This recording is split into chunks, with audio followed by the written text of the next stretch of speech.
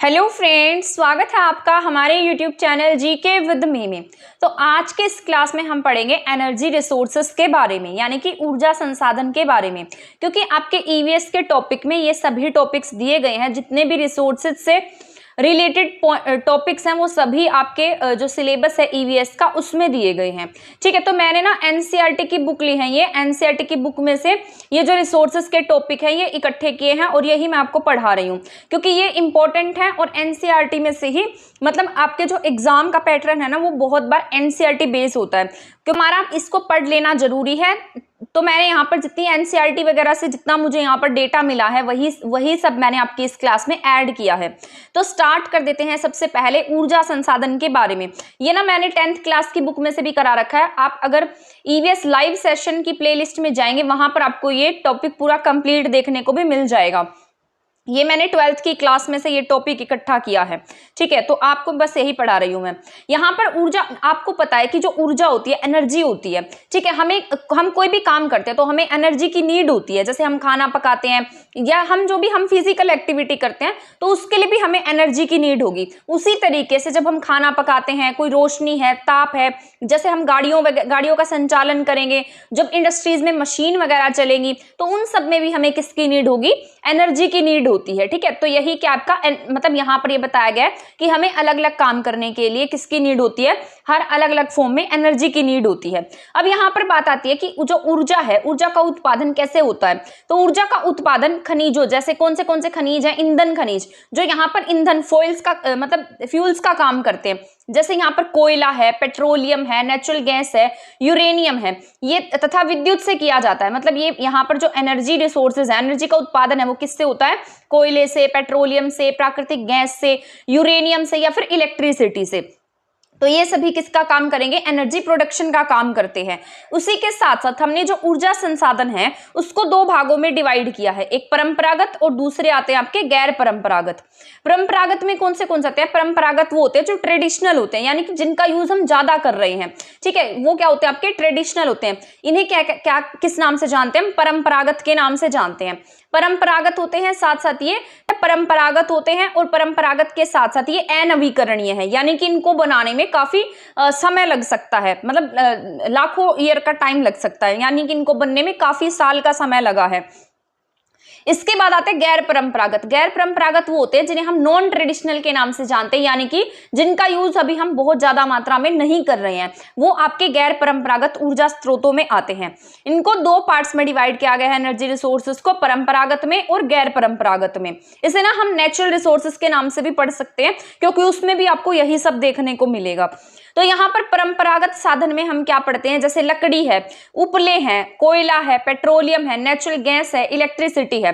तो ये सभी किस में आते हैं? आपके ट्रेडिशनल में आते हैं, क्योंकि हम इसका यूज क्या कर रहे हैं? बहुत अधिक मात्रा में कर रहे हैं। तो आज के समय में हमने इसका यूज क्या किया है? मतलब बहुत अधिक मात्रा में कर दिया है, जिसकी वजह से ये किस में आ गए हैं? ट्रेडिशनल में आ गए, यानी कि जो किस में है? ट्रेडिशन में है। तो उनका यूज क्या हो रहा है? ज्यादा हो रहा है। उनमें कौन कौन आते हैं? लकड़ी है, उपले है, कोयला है, पेट्रोलियम है, प्राकृतिक गैस है। ये सभी किस में? आपके परंपरागत ऊर्जा स्रोतों में है। इसके बाद हम यहाँ पर नेक्स्ट पढ़ लेते हैं ऊपर। गैर परंपरागत में कौन सा आता है? यहाँ पर जैसे सौर ऊर्जा है, वो कभी खत्म नहीं होगी।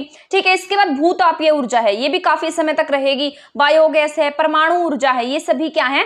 काफी समय तक रहेंगे। ग्रामीण भारत में लकड़ी व उपले, अब आपको पता है लकड़ी है, उपले है, तो गांव में इनका यूज ज्यादा होता है, तो इसलिए हमने इसको किसकी श्रेणी में रख दिया है? ट्रेडिशनल की श्रेणी में रख दिया, क्योंकि यहाँ पर मतलब जो गांव है ना, गांव में इनका बहुत ज्यादा यूज होता है। एक अनुमान के अनुसार ग्रामीण घरों में आवश्यक ऊर्जा का 70% से अधिक इन दो साधनों से ही प्राप्त होता है। यानी कि गांव में जो एनर्जी रिसोर्सेज हैं उसमें सबसे ज्यादा लकड़ी का यूज होता है, और साथ साथ यहाँ पर जैसे उपले वगैरह हैं उनका यूज होता है, और वो 70% तक यूज हो रहा है। ठीक है, लेकिन अब घटते वन क्षेत्र के कारण इनका उपयोग करते रहना कठिन होता जा रहा है, क्योंकि यहाँ पर जैसे आपको पता है वन क्षेत्र कम होता जा रहा है, तो उस वजह से लोग लकड़ी वगैरह काटना कम करते जा रहे हैं। तो उस वजह से ये जो रिसोर्सेज हैं ये भी कम उपलब्ध होते हैं। इसके अतिरिक्त उपलों का उपभोग भी तो उत्साहित किया जा रहा है, क्योंकि इससे सर्वाधिक मूल्यवान खाद्य का उपभोग होता है, जिससे कृषि का उपयोग किया जा सकता है। ठीक है, तो बस आपको ये बातें याद रखनी है कि ऊर्जा का 70% जो गांव में एनर्जी है वो कहां से मिलती है? उपले से मिलती है, साथ साथ लकड़ी वगैरह से मिलती है। लेकिन अब इनका जो काम है ना वो थोड़ा सा कम होता जा रहा है। इसके बाद नेक्स्ट पढ़ लेते हैं परंपरागत ऊर्जा के स्रोत। परंपरागत यानी कि ट्रेडिशनल में हम कौन से पढ़ने जा रहे हैं, जिनका यूज हम बहुत ज्यादा मात्रा में कर रहे हैं। तो इसमें सबसे पहले जैसा कि मैंने लिखा है कोयला। कोयला क्या आपका ट्रेडिशनल है, साथ साथ अनवीकरणीय है, यानी कि जिसको बनने में बहुत साल लग सकते हैं। इस सबसे पहले यहाँ पर लिखा गया है कोयला। भारत में कोयला जो है वो बहुतायत मात्रा में पाया जाने वाला क्या है, एक जीवाश्म ईंधन है। ये देश की ऊर्जा आवश्यकताओं का महत्वपूर्ण भाग प्रदान करता है। इसका उपयोग ऊर्जा उत्पादन तथा उद्योगों और घरेलू जरूरतों के लिए, यानी कि इसका उपयोग क्यों किया जाता है, किसी चीज के प्रोडक्शन में, ठीक है, उद्योगों में, और साथ साथ जो घरेलू जरूरतें होती हैं उनको पूरा करने में हम कोयले का यूज करते हैं। आपको पता है जैसे हमारी जो रेल वगैरह चलती है वो भी कोयला आधारित है, जो बहुत बड़ी इंडस्ट्रीज चलती हैं वो भी, उसमें भी कोयले का बहुत ज्यादा यूज किया जाता है। इसके साथ साथ हम घरों में भी कोयले का यूज करते हैं। तो अलग अलग जगह पर इसका यूज किया जा रहा है। ये हमारे देश की बहुत बड़े एक एनर्जी जो आवश्यकता होती है ऊर्जा की, उसको पूरा करता है।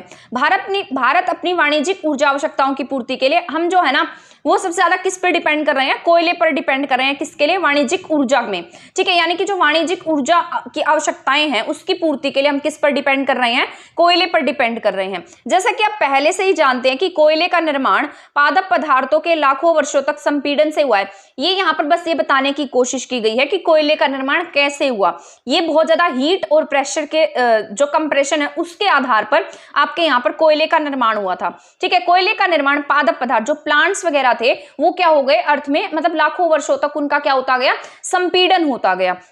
इसीलिए संपीड़न की मात्रा यानी कि वो डीकम्पोज अर्थ के अंदर बहुत गहराई तक चले गई। इससे क्या हो गया, यहाँ पर जैसे गहराई में दबने के समय के आधार पर कोयला अनेक रूपों में पाया जाता है। इसके ना जैसे अलग अलग फॉर्म्स में बनने लगा ये। जैसे इसमें पीट कोयला है, कौन सा कोयला, पीट कोयला। इससे ना ये बहुत सॉफ्ट होता है, बहुत ज्यादा फ्रगाइल है, ठीक है। इसे हम सॉफ्ट कोयले के नाम से, कच्चे कोयले के नाम से भी जानते हैं। कम कार्बन है, नमी की उच्च मात्रा है और निम्न ताप क्षमता होती है, इसलिए कैसा है, ये बहुत ज्यादा फ्रगाइल होता है। लिग्नाइट क्या, एक निम्न कोटि का कोयला। तो आपसे पूछा जाए निम्न कोटि का कोयला कौन सा, आपका लिग्नाइट होता है, ठीक है। पिट को क्या कहते हैं, हम कच्चे कोयले के नाम से जानते हैं। तो ये एग्जाम में पूछे जाते हैं कि बताइए कच्चा कोयला कौन सा है, तो ये पिट कोयला। इंपॉर्टेंट है, बहुत बार एग्जाम में पूछे गए हैं। इसके साथ साथ जो लिग्नाइट है, लिग्नाइट यहाँ पर निम्न कोटि का कोयला होता है। तो आपसे निम्न कोटि का कोयला पूछेगा तो आप क्या टिक करेंगे, लिग्नाइट टिक करेंगे। लिग्नाइट को हम भूरे कोयले के नाम से भी जानते हैं। ये भी सॉफ्ट होता है, बट सबसे ज्यादा सॉफ्ट अगर पूछा जाता है तो आप कच्चा कोयला टिक करेंगे, ठीक है। इसके बाद यहाँ पर बस एक तरीके से कोयला खदान दिखाई गई है, यहाँ पर कैसे माइनिंग वगैरह और ऊर्जा संसाधन का यूज किया जा रहा है। तो ये यहाँ पर कोयला खदान का चित्र डायाग्राम सा है। यहाँ पर भारत में ऊर्जा के परंपरागत स्रोत के बारे में बताया गया कि भारत में कहाँ कहाँ पर ट्रेडिशनल एनर्जी रिसोर्सेज हैं। तो यहाँ पर बस हम एक बार ऐसे देख लेते हैं कि कहाँ कहाँ पर एनर्जी रिसोर्सेज हैं। तो यहाँ ऐसे डायग्राम में बताया गया कि ये जो ट्रायंगल है ये किसको दिखा रहा है, कोयला खानों को दिखा रहा है। ये ऐसे रेड वाला दिखाई देगा तो तेल क्षेत्र को दिखाएगा। ये इस तरीके का साइन आपके मुख्य सुरक्षित प्राकृतिक गैस को दिखाता है। ये HVJ ये पाइपलाइंस को दिखा रहा है, गैस की पाइपलाइंस को, ऐसे वाली लाइन जो है। तो बस एक बार हम इसको देख लेते हैं। जैसे ये सिंगरेनी है, ये क्या, कोयले की खान है। यहाँ पर तलचर है, कोरबा है, ये सब क्या है, यहाँ पर कोयले की खान है। इसके साथ साथ बहुत सारी है, तो आप इतनी सारी कैसे याद रखेंगे, बोकारो है, झरिया है, रानीगंज है, सिंगरौली है, कोरबा है, तलचर है, ये सब क्या आपके कोयले की खान है, ठीक है। तो यहाँ पर बस ये आपको बहुत ज्यादा पढ़ने की नीड भी नहीं है, बस मैंने ऐसे ही ऐड कर दिया था ताकि आपको थोड़ा इसको रीड कर सके। तो आप इसको देख लेना। इसके बाद हम कोयला पढ़ रहे थे यहाँ पर। तो लिग्नाइट कोयला कैसा होता है, इसे भूरा कोयला कहते हैं, निम्न कोटि का कोयला होता है, सॉफ्ट होता है, इसमें नमी ज्यादा होती है। लिग्नाइट जो है ना वो सबसे ज्यादा इसके जो भंडार हैं वो तमिलनाडु के नवेली में मिलते हैं। तो आपसे पूछा जा सकता है लिग्नाइट जो सबसे ज्यादा है वो नवेली में पाया जाता है। नवेली कहाँ है, तमिलनाडु में है। और विद्युत उत्पादन में, और इसका यूज कहाँ पर किया जाता है, इलेक्ट्रिसिटी में, यानी कि विद्युत उत्पादन में इसका यूज करते हैं हम। गहराई में दबे तथा अधिक तापमान से प्रभावित कोयले को बिटुमिन्स कोयला कहा जाता है। जो बिटुमिन्स कोयला है ये ना सबसे अधिक लोकप्रिय है, यानी कि इसका यूज हम सबसे ज्यादा करते हैं। तो इसे क्या कहते हैं, बिटुमिन्स कोयला कहते हैं। ये बहुत ज्यादा गहराई में दबा है और अधिक तापमान से बना है, तो इसे क्या क्या नाम दिया गया, हमने बिटुमिन्स कोयला कहा है, ठीक है। इसके अलावा यहाँ पर धातु शोधन में उच्च श्रेणी के बिटुमिन्स कोयले का प्रयोग किया जाता है।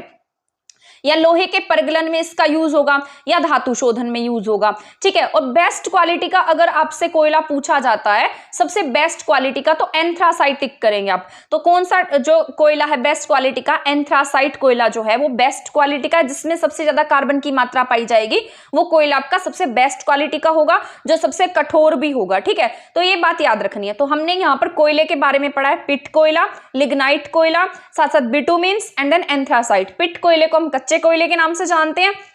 इसके बाद हमने पढ़ा है लिग्नाइट कोयला, जिसे हम भूरे कोयले के नाम से जानते हैं। इसके बाद हमने बिटुमिन्स कोयला जो मतलब बहुत ज्यादा यूज किया जाता है। इसके बाद हमने पढ़ा है एंथ्रासाइट कोयला, जो सबसे ज्यादा बेस्ट क्वालिटी का है। तो बस यही याद रखना आपको। ठीक है, भारत में कोयला दो प्रमुख भूगर्भिक युगों के शैल क्रम में, मतलब दो शैल्स में पाया जाता है।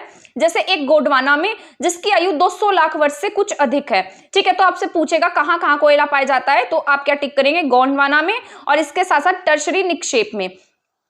तो ये याद रखना है, गोंडवाना लैंड में जो कोयला पाया जाता है वो 200 लाख वर्ष से पुराना, यानी कि सबसे ज्यादा पुराना कहाँ मिलेगा, गोंडवाना लैंड में मिलेगा। और दूसरा जो है वो टर्शरी निक्षेप है, जो 55 लाख वर्ष पुराना है। गोंडवाना कोयला धातु शोधन कोयला कहलाता है। तो गोंडवाना कोयला अगर पूछा जाए तो आप क्या टिक करेंगे, धातु शोधन कोयला है। ये कहाँ पर पाया जाता है, दामोदर घाटी में मिलता है, पश्चिम बंगाल, झारखंड, झरिया, इन एरिया में पाया जाता है। बोकारो में, यहाँ झरिया, रानीगंज, बोकारो में स्थित है।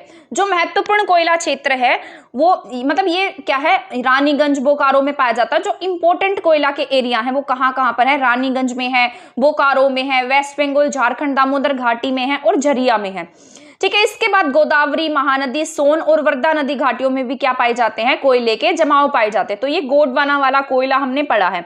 इसके बाद हम पढ़ते हैं टर्शरी कोयला क्षेत्र। ये कहाँ पाया जाएगा, आपका नॉर्थ ईस्टर्न स्टेट में पाया जाता है। ठीक है, वो गोंडवाना वाला आपका जो मतलब वो जो कोयला था वो आपका पश्चिम बंगाल में, झारखंड में, झरिया में, रानीगंज में, बोकारो में, जो आपका मेन सेंटर है कोयले का, वहां मिलेगा। बाकी जो कोयला है वो कहाँ मिलेगा, नॉर्थ ईस्टर्न स्टेट्स में। इसमें मेघालय आता है, असम है, अरुणाचल प्रदेश है और नागालैंड है।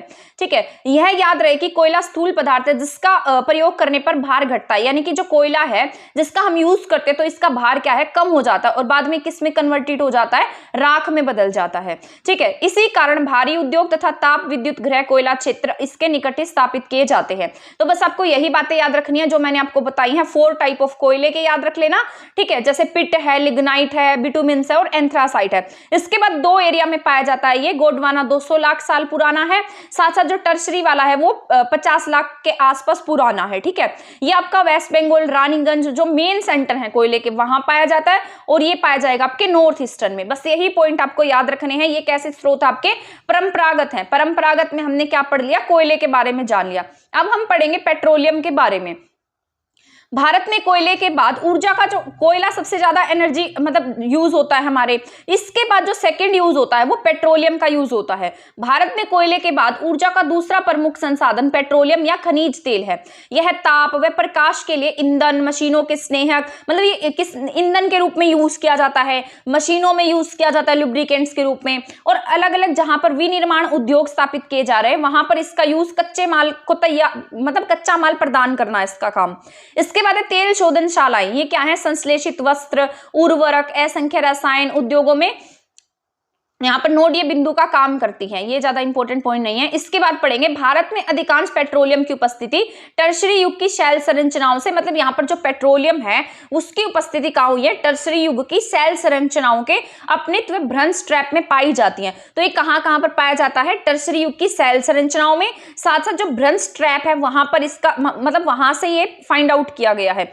इसके बाद यहाँ पर तेल धारक परत, ये आपको नहीं पढ़ना है, ये ज्यादा इंपॉर्टेंट पॉइंट नहीं है। इसके बाद हम ये पढ़ते हैं जो पेट्रोलियम है, पेट्रोलियम सरंध्र और असरंध्र जो पेट्रोलियम है वो चट्टानों के बीच भ्रंश ट्रैप में पाया जाता है। ये याद रखना है। कहाँ मिलेगा पेट्रोलियम आपको, जो चट्टाने हैं उनके जो भ्रंश ट्रैप है उनके बीच में मिलता है। प्राकृतिक गैस हल्की होने के कारण, ये इंपॉर्टेंट पॉइंट है, ये एग्जाम में पूछा जाता है। जो ये पॉइंट मैं बता रही हूँ, जो आपकी नेचुरल गैस है वो कैसे होती है, हल्की होती है। तो हल्की होने के कारण किसके ऊपर पाई जाएगी, खनिज तेल के ऊपर पाई जाती है। तो कई बार ना आपसे ये क्वेश्चन पूछ लिया जाता है एग्जाम में कि प्राकृतिक गैस कहाँ पाई जाएगी। तो प्राकृतिक गैस कैसे होती है, हल्की होती है। हल्की होने के कारण कहाँ पाई जाएगी, खनिज तेल के ऊपर पाई जाती है। तो ये ना इंपॉर्टेंट है। अब यहाँ पर पेट्रोलियम के जो उत्पादक क्षेत्र है उनके बारे में लिखा गया है। जैसे भारत है, भारत में मुंबई हाई है, गुजरात है, असम है, ये सब क्या है, पेट्रोलियम उत्पादक के प्रमुख क्षेत्र है। जैसे अंकलेश्वर है, ये इंपॉर्टेंट है, अंकलेश्वर गुजरात का सबसे महत्वपूर्ण तेल क्षेत्र है। तो अब से पूछा जाए कि सबसे इंपॉर्टेंट सेंटर कौन सा है तेल का, तो आप क्या टिक करेंगे, अंकलेश्वर। अंकलेश्वर कहां पर, आपका गुजरात में है। असम क्या है, असम भारत का सबसे पुराना तेल उत्पादक राज्य है। तो सबसे पुराना राज्य पूछा जाता है तो असम टिक करना आपको, क्योंकि डिगबोई में आपके जो तेल वगैरह का सेंटर है वो पाया गया था, ठीक है। और अगर आपसे इंपॉर्टेंट सेंटर पूछा जाता है तो आप क्या टिक करेंगे, अंकलेश्वर गुजरात टिक करेंगे, ठीक है। तो ये आपको याद रख लेना है। तो यहां पर ये इंपॉर्टेंट पॉइंट है जो मैंने आपको बता दिए हैं। इसके बाद बात कर लेते हैं प्राकृतिक गैस की, ठीक है। प्राकृतिक गैस भी आपकी बहुत इंपॉर्टेंट है, ये भी आपके परंपरागत ऊर्जा स्रोतों में आती है। जैसे प्राकृतिक गैस है या नेचुरल गैस है, ये क्या है, एक स्वच्छ ऊर्जा संसाधन है। पेट्रोलियम के साथ भी पाई जाती है और ये अलग तरीके से भी पाई जाती है। इसका यूज भी हम किस लिए करते हैं, एनर्जी के लिए करते हैं, एनर्जी के एक साधन के रूप में हम इसका यूज करते हैं, ठीक है। पेट्रो रसायन उद्योग के कच्चे औद्योगिक माल के रूप में भी इसका यूज किया जाता है। इसके बाद ये इंपॉर्टेंट पॉइंट है, कार्बन डाइऑक्साइड के कम उत्सर्जन के कारण प्राकृतिक गैस को पर्यावरण अनुकूल माना जाता है, ठीक है। तो यहां पर ये बात याद रखनी है, कार्बन डाइऑक्साइड का जब कम उत्सर्जन होगा उसके कारण जो प्राकृतिक गैस है उसको क्या माना जाएगा, पर्यावरण के कि अनुकूल है, ये हमारे पर्यावरण के क्या है, अनुकूल है, हमारे पर्यावरण को नुकसान नहीं पहुंचाती है ये, ठीक है। इसके बाद यहाँ पर है कृष्णा गोदावरी नदी बेसिन में, तो प्राकृतिक गैस के जो विशाल भंडार है वो कहां पर मिले हैं, कृष्णा और गोदावरी नदी के बेसिन में मिले हैं। तो ये याद रख लेना, इंपॉर्टेंट पॉइंट है। जो इंपॉर्टेंट बताती जा रही हूँ वो आप नोट करते जाइएगा या फिर इसको मतलब अच्छे से याद करिएगा। इसके बाद है अंडमान निकोबार द्वीप समूह भी इंपॉर्टेंट महत्वपूर्ण क्षेत्र है प्राकृतिक गैस के लिए। तो ये, और यहाँ पर जैसे खंबात की खाड़ी है, यहाँ पर भी तेल क्षेत्र संपूरित करते हैं, मतलब यहाँ पर भी पाए जाते हैं एक तरीके से। अंडमान निकोबार द्वीप समूह में भी पाए जाते हैं, कृष्णा गोदावरी नदी के बेसिन में पाए जाते हैं, और साथ साथ यहाँ पर ये खंबात की खाड़ी के क्षेत्र में। यहाँ पर 1700 किलोमीटर लंबी, ये इंपॉर्टेंट है क्योंकि पूछी गई है एग्जाम में, 1700 किलोमीटर लंबी Hazira Vijaypur Jagdishpur gas pipeline Mumbai high basin के पश्चिमी व उत्तरी भारत के उर्वरक विद्युत व अन्य औद्योगिक क्षेत्रों से जोड़ती है, ठीक है। तो यहाँ पर बस ये बात की गई है कि जो हजीरा विजयपुर जगदीशपुर गैस पाइपलाइन है वो कितने किलोमीटर लंबी है, 1700 किलोमीटर लंबी है। किस किस को जोड़ती है, मुंबई हाई और बेसिन को पश्चिमी और उत्तरी भारत के उर्वरक विद्युत व अन्य औद्योगिक क्षेत्रों से जोड़ने का काम करती है। इसके बाद हम नेक्स्ट पढ़ने वाले हैं, गाड़ियों में जो तरल ईंधन है उसका यूज सीएनजी से मतलब यहाँ पर जो पेट्रोलियम वगैरह है उसकी जगह हम ज्यादा किसका यूज करने लगे हैं, सीएनजी का यूज करने लगे हैं। बस यही पॉइंट था, आपको इसमें बस यही बातें जाननी है क्योंकि ये इंपॉर्टेंट है। इसके बाद है विद्युत। विद्युत में क्या आता है, आधुनिक विश्व में विद्युत के, क्योंकि इसको भी हमने किस में रखा है, ट्रेडिशनल में रखा है, क्योंकि ना ये ज्यादा यूज में हो रही है आजकल, हम इलेक्ट्रिसिटी का बहुत ज्यादा यूज कर रहे हैं तो इसलिए ये ट्रेडिशनल है। आधुनिक विश्व के विद्युत के अनुप्रयोग इतने ज्यादा विस्तृत है कि प्रति व्यक्ति उपभोग को विकास का सूचकांक माना जाता है। ये दो तरीके से उत्पन्न की जाती है, एक तो प्रवाही जल से, मतलब एक तो टरबाइन चलाकर हम इसको क्रिएट करते हैं, ठीक है, इससे जल विद्युत उत्पन्न होता है। इसके बाद है अन्य ईंधन जैसे कोयला, पेट्रोलियम, प्राकृतिक गैस को जलाने से फिर टरबाइन चलाकर विद्युत का उत्पादन किया जाता है। एक तो हाइड्रो टरबाइन चलाकर यानी कि वाटर वगैरह से जल विद्युत उत्पन्न करेंगे, दूसरा हम इसका यूज करते हैं कोयला, पेट्रोलियम, प्राकृतिक गैस को जलाने से टरबाइन चलाकर ताप विद्युत उत्पन्न की जाती है। एक बार उत्पन्न हो जाने के बाद विद्युत एक ही जैसी होती है, यानी कि इन दोनों से मतलब तरीके अलग अलग हैं लेकिन इलेक्ट्रिसिटी तो हमें एक ही टाइप की मिलती है। तो इसमें ना बस यही बात बताई गई है। तेज बहते जल से जल विद्युत उत्पन्न की जाती है। तो आपसे पूछा जाए कि जो जल विद्युत है वो कैसे जल से, कौन सा जल होता है, फ्लो वाला होता है, रुका हुआ जल होता है, कैसा वाटर होता है, तो आप क्या टिक करेंगे, तेज बहते जल से विद्युत उत्पन्न की जाएगी, जो कि एक कैसा संसाधन है, नवीकरणीय योग्य संसाधन है। मतलब इसको हम बार बार क्या कर सकते हैं, बना सकते हैं। इसमें एक इंपॉर्टेंट पॉइंट है, मैंने आपको बताया ये कैसी आपकी ट्रेडिशनल है यानी कि परंपरागत है, और मैंने आपको यह भी बताया था कि जितने परंपरागत संसाधन होते हैं वो अनवीकरणीय होते हैं। लेकिन यहाँ पर ये क्या है, इसका एक्सेप्शन देखने को मिल रहा है, ये विद्युत है, मतलब विद्युत कैसे ट्रेडिशनल में आती है क्योंकि हम इसका ज्यादा यूज कर रहे हैं। इसके साथ साथ ये कैसी हो गई है, अनवीकरणीय नहीं होकर कैसी है, नवीकरणीय है, क्योंकि हम इसको बार बार बना सकते हैं, ठीक है। तो यहाँ पर इलेक्ट्रिसिटी कैसी है, नवीकरणीय है। ये बात याद रख लेना। भारत में ऐसी बहुत सारी मल्टीपर्पज परियोजनाएं हैं जो क्या करती हैं, विद्युत ऊर्जा उत्पादन करती है। जैसे भाखड़ा नांगल से हम इलेक्ट्रिसिटी प्रोड्यूस करते हैं, दामोदर घाटी कॉर्पोरेशन से करते हैं, इसके बाद कोपली हाइडल परियोजना है। तो ये सब क्या है, इलेक्ट्रिसिटी प्रोड्यूस करने में इनका महत्वपूर्ण योगदान है। तो आप विद्युत कोयला, मतलब यहाँ पर जो कोयले से, पेट्रोलियम से, प्राकृतिक गैस से जैसे हम इलेक्ट्रिसिटी क्रिएट करते हैं, तो उनके बारे में यहाँ लिखा गया है। अपने राज्य के ये बस ऐसे यहाँ पर बच्चों के लिए लिखा गया, ये हमारे लिए इंपॉर्टेंट नहीं है। अब इसके बाद एक बार मैं देख लेती हूँ यहाँ पर। इसके बाद हम पढ़ने वाले हैं गैर परंपरागत। अभी हमने पढ़े हैं परंपरागत ऊर्जा स्रोत, अब हम पढ़ेंगे गैर परंपरागत ऊर्जा स्रोतों के बारे में। ये सभी एनर्जी रिसोर्सेज हैं। जैसे ऊर्जा के बढ़ते उपयोग ने देश को कोयला, तेल, गैस जैसे जीवाश्म ईंधनों पर अत्यधिक निर्भर कर दिया। मैंने बता ही दिया था कि नॉन ट्रेडिशनल है, साथ साथ कैसे है, नवीकरणीय, जो कभी समाप्त नहीं होने वाले हैं। तो आपको पता है कि हम सबसे ज्यादा किस पर निर्भर हो गए हैं, कोयले पर, तेल पर और गैसेस पर। ठीक है, तो जीवाश्म ईंधनों पर हम क्या हो गए, ज्यादा से ज्यादा निर्भर होते जा रहे हैं, डिपेंड होते जा रहे हैं, जिससे ना उनके खत्म होने की संभावनाएं क्या हो रही हैं, बढ़ती जा रही हैं। गैस और तेल की बढ़ती कीमत तथा इनकी संभाव्य कमी, और आपको पता है गैस की, तेल की कीमतें बढ़ रही हैं और आने वाले टाइम में इनकी क्या संभावना है कि क्या हो जाएंगे, खत्म हो जाएंगे। संभावना ने भविष्य में ऊर्जा आपूर्ति की सुरक्षा के प्रति अनिश्चितताएं उत्पन्न कर दिया। ये वही बात है कि हमें फ्यूचर में इसके लिए प्रॉब्लम्स हो सकती हैं। इसके राष्ट्रीय अर्थव्यवस्था की वृद्धि पर क्या पड़ सकते हैं, हमारी इकोनॉमी पर बहुत बुरे प्रभाव पड़ सकते हैं।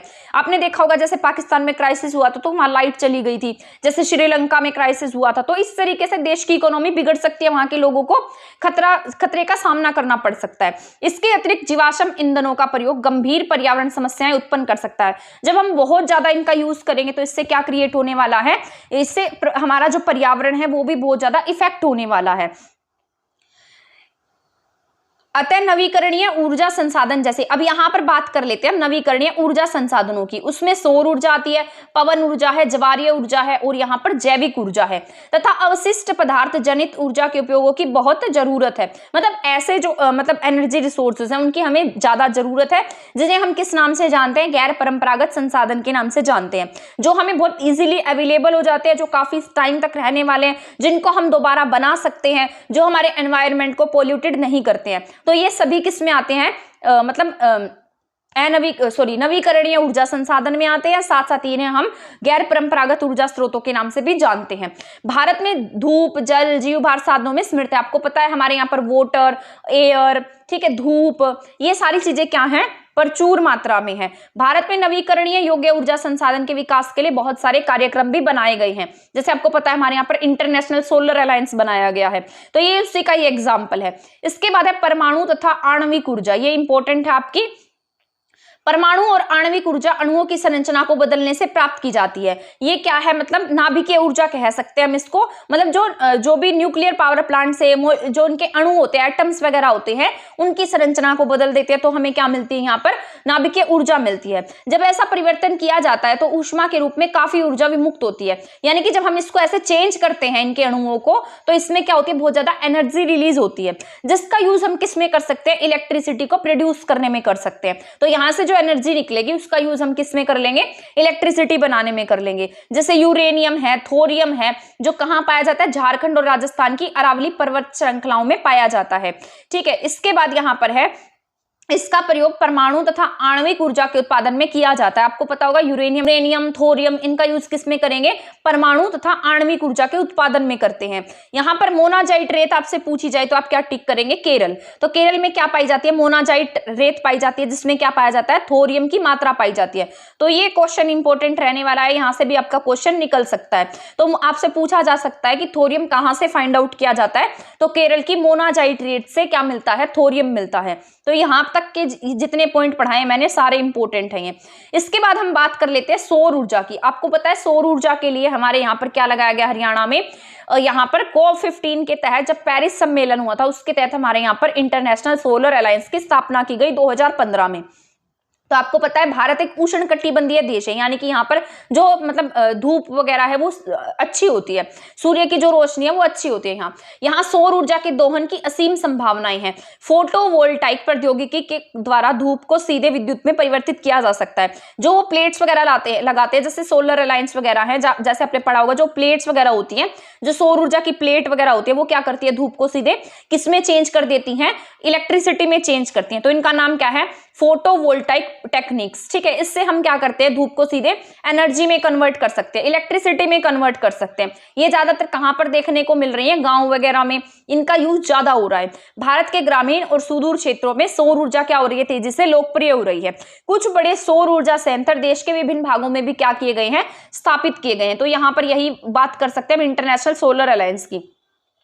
ऐसी अपेक्षा है कि सौर ऊर्जा के प्रयोग से ग्रामीण घरों में, मतलब इसका यूज क्यों किया जा रहा है, तो कि ताकि जो ग्रामीण लोग हैं वो उपले वगैरह ज्यादा ना जलाएं, लकड़ी के ऊपर, और यहाँ पर जो भी उपले वगैरह है उनके ऊपर अपनी निर्भरता को थोड़ा कम कर सके, जिससे कि जो पर्यावरण है उसके संरक्षण में योगदान दिया जा सके। क्योंकि जब आपके यहाँ उपले वगैरह, लकड़ी वगैरह ज्यादा जलाएंगे तो कार्बन डाइऑक्साइड बहुत ज्यादा रिलीज होगी, जिससे हमारा टेम्परेचर बढ़ेगा। जब टेम्परेचर बढ़ेगा तो क्लाइमेट चेंज होगा, हमारा जो जलवायु परिवर्तन है वो इफेक्ट होगा। तो ये सारी बातें किसके लिए कही गई हैं, यहाँ पर हमारे पर्यावरण को संरक्षित रखने के लिए की गई हैं। इसके बाद नेक्स्ट पॉइंट यहाँ पर हम पढ़ लेते हैं, पवन ऊर्जा। तो ये सारे गैर परंपरागत ऊर्जा संसाधन के बारे में आपको पढ़ा रही हूं मैं। इससे पहले हमने परंपरागत ऊर्जा स्रोतों के बारे में पढ़ लिया है। जैसे पवन ऊर्जा है, पवन ऊर्जा के उत्पादन की महान संभावनाएं हैं। भारत में पवन ऊर्जा फार्म की विशालतम पेटी तमिलनाडु में, तो ये इंपॉर्टेंट है।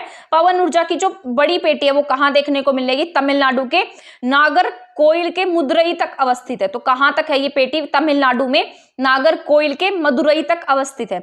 इसके अतिरिक्त आंध्र प्रदेश में है, कर्नाटक में, गुजरात में, केरल में, महाराष्ट्र में तथा लक्षद्वीप में भी पवन ऊर्जा फार्म है। तो आपसे पूछा जाए कि पवन ऊर्जा फार्म कहां पर, आप क्या टिक करेंगे, आंध्र प्रदेश, कर्नाटक, गुजरात, केरल, महाराष्ट्र, लक्षद्वीप। तो ये सारे याद रखेंगे।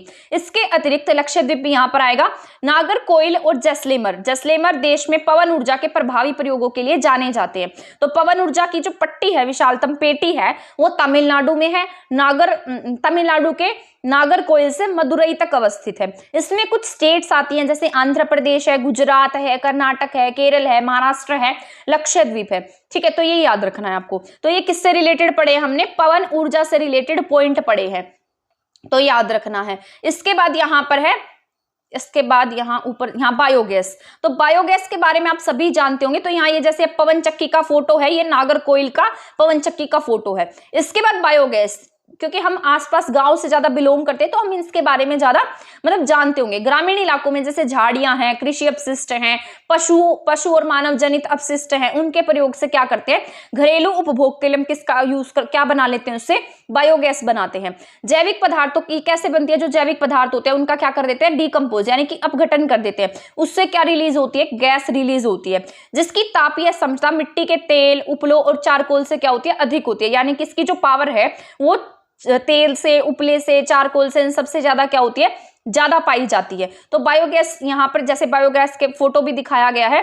बायोगैस संयंत्र नगरपालिका, सहकारी तथा निजी स्तर पर लगाए जाते हैं। तो बायोगैस किस आधार पर लगाए जाएंगे, नगरपालिका के आधार पर, ठीक है, और निजी स्तर पर, यानी कि हम खुद से भी अपने क्या बना सकते हैं, बायोगैस प्लांट स्थापित कर सकते हैं। यहाँ पर क्या होता है, पशुओं के गोबर का प्रयोग करने वाले संयंत्र ग्रामीण भारत में, इन्हें हम किस नाम से जानते हैं, गोबर गैस प्लांट के नाम से जानते हैं। बहुत सारे गाँव में आपने देखा होगा कि गोबर गैस प्लांट लगे होते हैं। ये किसान को दो प्रकार से लाभान्वित करते हैं, यानी कि इसके क्या क्या यूजेस हैं, इसके क्या क्या प्रॉफिट है, ठीक है। तो यहाँ पर लिखा है, ये किसानों को दो प्रकार से लाभान्वित करते हैं। एक ऊर्जा के रूप में, यहाँ पर क्या मिलती है, इससे ऊर्जा मिलती है। दूसरा उन्नत प्रकार के, या इसको कहाँ पर यूज कर सकते हैं, एक तरीके से फर्टिलाइजर्स के रूप में यूज कर सकते हैं, उर्वरक के रूप में हम इसका यूज कर सकते हैं। बायोगैस अब तक पशुओं के गोबर को प्रयोग करने में सबसे ज्यादा दक्ष है, यानी कि बायोगैस सबसे ज्यादा किससे बनती है, पशुओं के गोबर से बनती है। यह उर्वरक की गुणवत्ता को बढ़ाती है, उपले और लकड़ी को जलाने से होने वाले वृक्षों के नुकसान को भी रोकती है। तो यहाँ पर इस तरीके से बायोगैस संयंत्र का फोटो दिखाया गया कि कैसे यहाँ पर बायोगैस प्रोड्यूस की जाती है। इसके बाद है ज्वारीय ऊर्जा। ज्वारीय ऊर्जा क्या होती है, जो आपके महासागरीय तरंगों का उपयोग विद्युत उत्पादन के लिए किया जाता है। तो ये यहाँ पर जैसे संकरी खाड़ी के आर पर बाढ़ द्वारा क्या किया जाता है, बाढ़ द्वारा बनाकर बांध बनाए जाते हैं। यहाँ पर बांध वगैरह बनाकर इसको प्रोड्यूस किया जाता है। इससे जो मतलब ओशियन वगैरह जैसे समुद्र हैं उनकी तरंगों से उत्पन्न की जाएगी, वही क्या होती है, आपकी ज्वारीय ऊर्जा होती है। जैसे बहुत ज्यादा ज्वार आ जाते हैं, जैसे उच्च ज्वार में इन संकरी खाड़ी नुमा प्रवेश द्वार से भीतर पानी भर दिया जाता है और ये द्वार बंद होने पर किसमें रह जाते हैं, मतलब इसमें बांध वगैरह बनाकर इस एनर्जी को क्रिएट किया जाता है। तो इनको एक खाड़ीनुमा प्रवेश द्वार से पानी इसके भीतर रोक दिया जाता है। फिर यहाँ पर द्वार बंद होने पर इसमें जो पानी है वो कहाँ पर रह जाएगा, बांध में ही रह जाता है। बाढ़ द्वार के बाहर ज्वार उतरने पर पानी के बांध के पानी को इसी रास्ते द्वारा, मतलब फिर इस पानी का क्या करते हैं, पाइप के द्वारा समुद्र की तरफ बहा दिया जाता है और इसे ऊर्जा उत्पादक टरबाइन की ओर ले जाया जाता है। इसके बाद भारत में खंबात की खाड़ी, कच्छ की खाड़ी, पश्चिमी तट पर गुजरात में, पश्चिम बंगाल में, आपके सुंदरवन में, गंगा के डेल्टा में ज्वारीय तरंगों द्वारा ऊर्जा उत्पन्न करने की आदर्श दशाएं उपस्थित है। तो यहाँ पर जो ज्वारीय ऊर्जा है वो कहाँ कहाँ पर प्रोड्यूस की जाती है, जैसे भारत के में खंबात की खाड़ी है, कच्छ की खाड़ी है, गुजरात है, ठीक है, गुजरात का तट है, कोस्टल एरिया है, पश्चिमी बंगाल है, सुंदरवन और गंगा का डेल्टा है। यहाँ पर क्या होती है, ज्वारीय ऊर्जा द्वारा, क्या ज्वारीय तरंगों द्वारा ऊर्जा उत्पन्न की जाती है। इसके बाद है भूतापीय ऊर्जा। भूतापीय ऊर्जा क्या होती है, जो हमें मतलब पृथ्वी से प्राप्त होती है, पृथ्वी के आंतरिक भागों से जो प्राप्त होगी उसे हम क्या कहते हैं, भूतापीय ऊर्जा के नाम से जानते हैं। भूतापीय ऊर्जा इसलिए अस्तित्व में होती है क्योंकि बढ़ती गहराई के साथ प्रभावी प्रगम ढंग से तृप्त होती जा रही है। जहां भी भूतापीय ऊर्जा अधिक होती है वहां उथली गहराइयों पर भी, मतलब जहां पर ज्यादा अर्थ के नीचे जहां पर ज्यादा टेम्परेचर पाया जाता है वहीं पर ज्यादा क्या पाई जाएगी, भूतापीय ऊर्जा पाई जाएगी। ऐसे क्षेत्रों में जल चट्टानों से ऊष्मा का अवशोषण कर तप्त हो जाता है। यानी कि यहाँ पर ना यही बात है कि जो चट्टाने वगैरह हैं, भूमिगत जल है, वो चट्टानों से ऊष्मा का अवशोषण करता है, उससे मतलब वहां पर ना बहुत ज्यादा टेम्परेचर हो जाता है कि यह पृथ्वी की सतह की ओर उठता है और भाप में परिवर्तित हो जाता है। फिर बाद में ये क्या होता है, यही टेम्परेचर भाप में कन्वर्ट हो जाता है और इस भाप का यूज हम किस में करते हैं, टरबाइन चलाने में और इलेक्ट्रिसिटी में। और आपने देखा होगा कि कई बार आपको गर्म पानी के झरने मिलते हैं, वो भूतापीय ऊर्जा के कारण ही होते हैं, ठीक है, जिनका विद्युत और इनका यूज हम किस में करते हैं, विद्युत उत्पादन में करते हैं। ये एक एग्जाम्पल है, हिमाचल प्रदेश में मणिकर्ण के निकट पार्वती घाट में स्थित है, तो यहाँ पर भी इसका यूज इलेक्ट्रिसिटी वगैरह में भी किया जाता है। तो मणिकर्ण हिमाचल प्रदेश में भी गर्म पानी का कुंड है। दूसरी तरफ लद्दाख के पूगा घाट में भी एक ऐसा ही कुंड देखने को मिलता है। इसके बाद यहां पर आ जाता है कि हम ऊर्जा संसाधनों का संरक्षण कैसे कर सकते हैं। आर्थिक विकास के लिए ऊर्जा एक आधारभूत आवश्यकता है, क्योंकि हमारी जो इकोनॉमी है उसको स्ट्रॉन्ग करने में किसका इंपॉर्टेंस है, यहाँ पर एनर्जी रिसोर्सेज का इंपॉर्टेंट है। जैसे कृषि में, उद्योगों में, परिवहन में, वाणिज्य में, इन सभी में इसका इंपॉर्टेंट योगदान है। इसके लिए ऊर्जा के निवेश की आवश्यकता होती है। स्वतंत्रता प्राप्ति के बाद, एक सेकंड में एक बार यहाँ पर चेक कर लेती हूँ, कभी ये ऊपर से तो नहीं था, नहीं।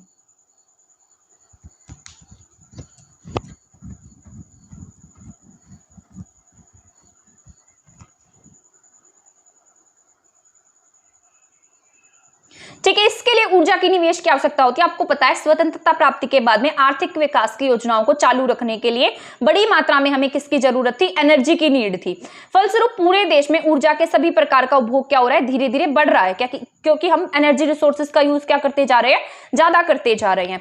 इस पृष्ठभूमि में ऊर्जा के विकास और सतत पोषणीय मार्ग को विकसित करने के लिए, यानी कि जो सस्टेनेबल डेवलपमेंट है उसको विकसित करने की तुरंत आवश्यकता है। क्योंकि अगर हम इनका यूज आज बहुत बड़ी मात्रा में करते रहे तो आने वाले समय में ये क्या हो जाएंगे, समाप्त हो जाएंगे। इसीलिए यहां पर क्या कहा गया है कि इसका क्या कर सकते हैं, सतत पोषणीय मार्ग को अपना सकते हैं। सतत पोषणीय ऊर्जा क्या होती है, यहाँ दो आधार है इसके। वर्तमान में भारत विश्व के अल्पतम ऊर्जा दक्ष देशों में गिना जाता है। हमें ऊर्जा के यहाँ पर सीमित संसाधन के न्याय संगत उपयोग के लिए यही बात कही गई है कि जो भी सोर्सेज हैं, रिसोर्सेज है, उनका हम क्या करें, सावधानी पूर्वक प्रयोग करें। जैसे एग्जाम्पल दिया गया है कि जागरूक नागरिक के रूप में हम यातायात के लिए, जैसे हम क्या करते हैं, जैसे ऑफिस में जाते हैं तो हम अपनी अलग गाड़ी लेकर जाएंगे, दूसरा कोई पर्सन जा रहा है तो अलग गाड़ी लेकर जाएगा, तो क्या कर सकते हैं, उसकी जगह में निजी वाहन का यूज करने की बजाय हम पब्लिक जो भी ट्रांसपोर्ट होता है उसमें, व्हीकल होता है उसमें जा सकते हैं। जिससे क्या होगा कि बचत होगी। जब प्रयोग ना हो तो बिजली को बंद कर दें, विद्युत की इससे क्या होगी, बचत होगी। तो यही बातें बस इसमें दी गई हैं। तो ये क्या है, ऊर्जा संरक्षण के बारे में बताया गया है। तो आपकी जो क्लास है ना वो यहीं पर कंप्लीट हो जाती है एनर्जी रिसोर्सेज की। आई होप आपको ये समझ में आ गई होगी। अगर कोई क्वेश्चन आता है तो इन टॉपिक से बाहर नहीं आने वाला है, क्योंकि यहाँ पर मैंने जो एनसीईआरटी में दिए गए जितने भी है ना, ये 12th क्लास के एनसीईआरटी में दिया गया है और ये सारा मैंने आपको पढ़ा दिया। ये बहुत इंपॉर्टेंट है आपके एग्जाम के पॉइंट ऑफ व्यू से, तो आप इसको पढ़ लीजिएगा। इसकी पीडीएफ में शेयर कर दूंगी टेलीग्राम पर, वहां से रीड आउट कर लेना एक बार। तो यहाँ पर आपका जो एनर्जी रिसोर्सेज का टॉपिक है वो कंप्लीट हो जाता है। इसके बाद में जो दूसरे रिसोर्सेज के टॉपिक रह गए हैं वो भी करा दूंगी। तो मिलते हैं हमारी नेक्स्ट क्लास में नेक्स्ट टॉपिक के साथ। अगर आपने हमारा चैनल सब्सक्राइब नहीं किया है तो सब्सक्राइब कर दीजिए, वीडियो को शेयर नहीं किया तो शेयर कर दीजिए। मिलते हैं नेक्स्ट क्लास में नेक्स्ट टॉपिक के साथ, तब तक आप हमारे चैनल के साथ बने रह सकते हैं। थैंक यू, धन्यवाद।